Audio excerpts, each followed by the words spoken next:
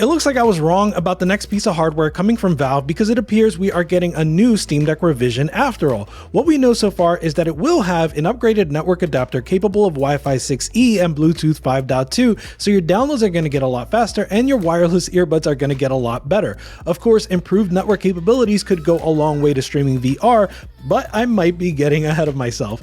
The lingering question, of course, is what else may be coming in this revision and how will Valve even approach this? Is it going to be a quiet revision like they've done for more minor changes in the past, or is this something that gets publicized, maybe it gets a press release or even an interview with IGN? Well, first of all, let's dive into what we know. Much of the info we know so far, and especially this latest news, comes to us courtesy of Sadly It's Bradley and another data miner who goes by the handle of TV Killed Me. So Sadly It's Bradley in particular, he does a lot of data mining as it regards to virtual reality hardware, and Valve is definitely working on something with regard to VR, but it looks like that's not what this next piece of hardware is. So you may remember my video about a potential Steam Deck console, and when I refer to a Steam Deck console, I am referring to some sort of Steam Deck set-top box. In the past, these were called Steam machines. I highly doubt Valve would use the name Steam machine again. And in fact, it would seem to me like they would want to use that Steam Deck name given how popular it's become.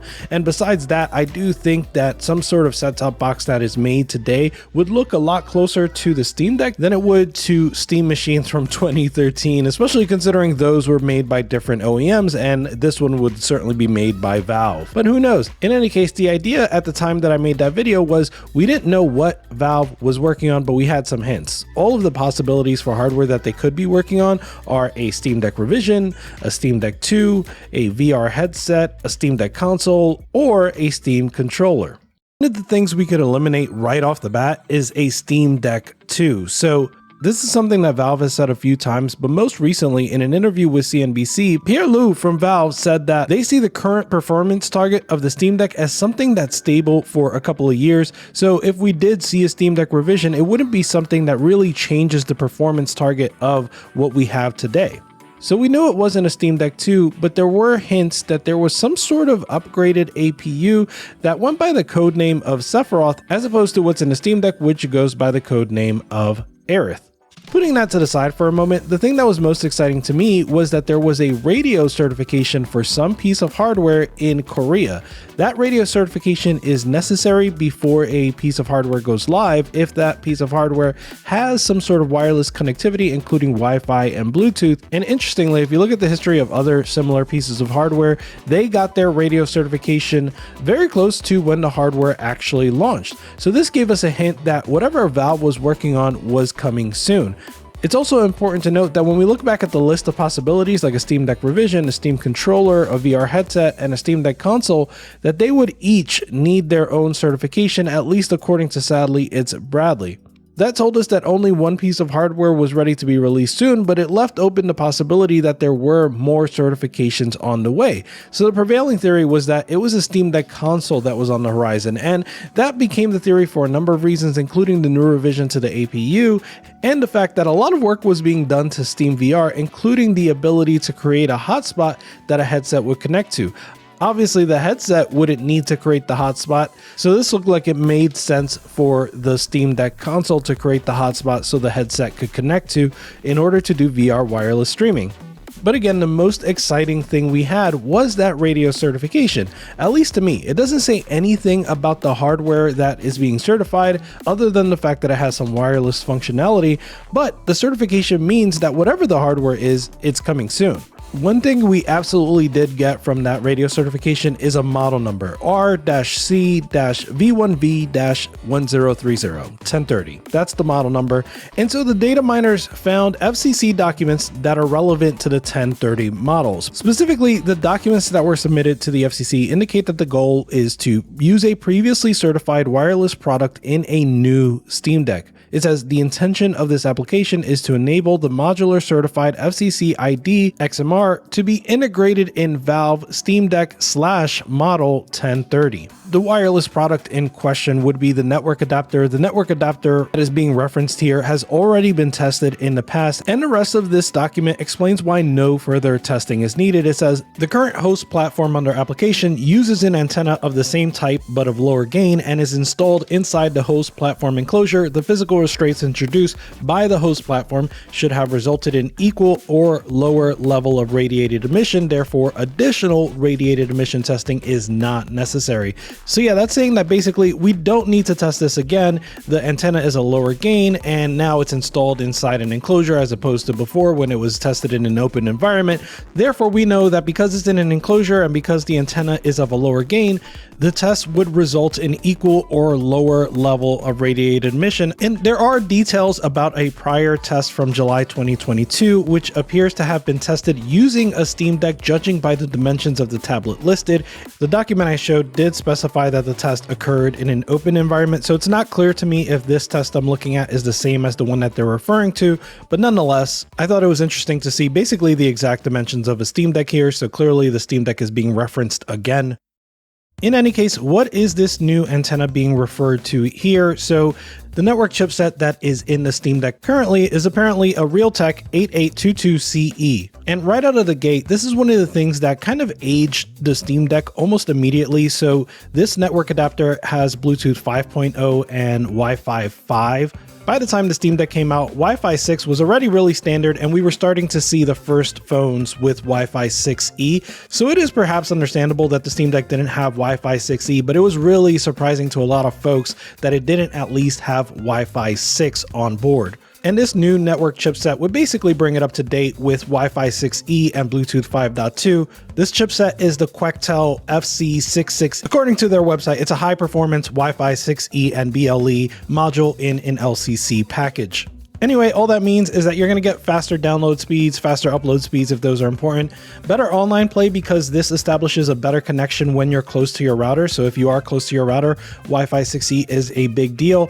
And then also there's the Bluetooth. So currently, if you're using Bluetooth audio with your Steam Deck, you're going to notice some lag, especially if you're playing a rhythm game or something like that. It is really, really noticeable in those instances. And Bluetooth 5.2 is definitely going to reduce that lag. But the other thing you get with improved network speeds is better streaming. So you get better remote play for sure if you have a desktop PC or something like that, but also wireless streaming in the event that you have a VR headset.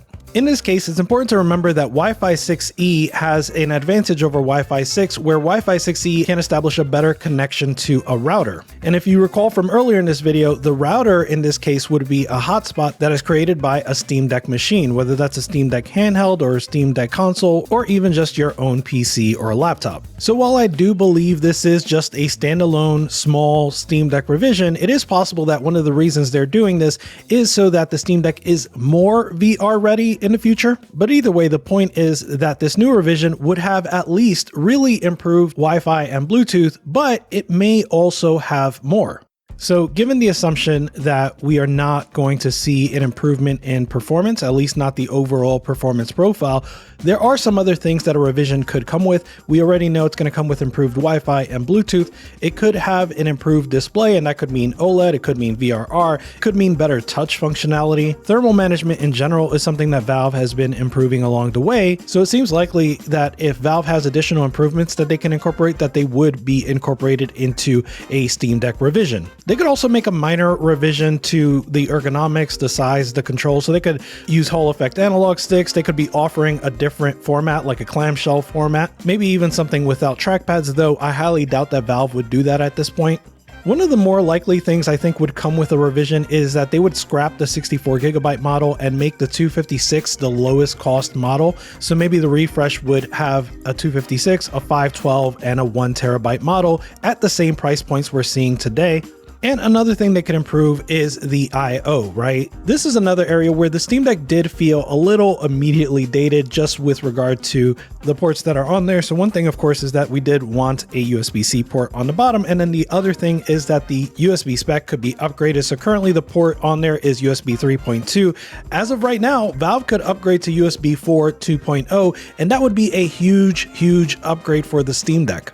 Of course, all of these items are just wish list items. None of this has been confirmed. The only thing we know is that the network adapter is going to be improved. Personally, I do think this is a good time for Valve to make really small, cost-effective improvements like the network adapter, like storage options, and improved ports. Those all feel like they would go a long way towards justifying a sort of renewed press cycle on the Steam Deck, especially if they're coupled with the Steam Deck coming to new regions like Australia or South America. And one big thing that could be included in this revision that I haven't talked about is improved battery life, but there is a good reason I haven't talked about that.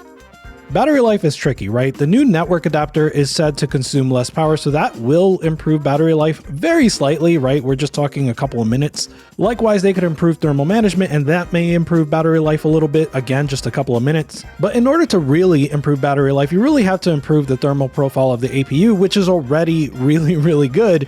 It already beats quote-unquote competitive APUs like the 7840U and the 6800U, at least at that low wattage that Steam Deck is targeting. So if we were to see improved battery life on the Steam Deck, that really is going to require a redesign of the APU that's on there, and that of course is going to need AMD to collaborate on that, and it's possible that that's what Galileo/Sephiroth is.